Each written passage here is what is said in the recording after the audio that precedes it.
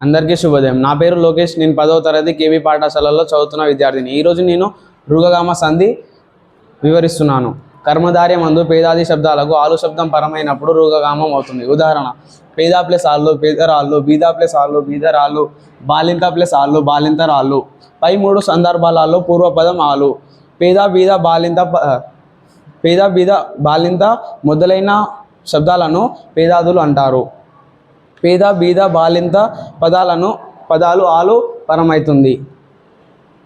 పేదాది పదాలకు ఆలు అనే పదం కలిసినప్పుడు ఆర్ అనే అక్షరం వచ్చింది. ఆర్ అనేది ఆధానంగా రావడాన్ని రుగగామం అంటారు. రెండవ సూత్రం: కర్మధార్యం అందు తత్సమ శబ్దాలకు ఆలు శబ్దం పరమైనప్పుడు పూర్వపదం చివరి ఉన్న ఆకారానికి ఉకారం వచ్చి రుగగామం అయింది. ఉదాహరణ: గుణవంతురాలు, గుణవంతు ప్లస్ ఆళ్ళు గుణవంతురాలు. ధన్యవాదాలు.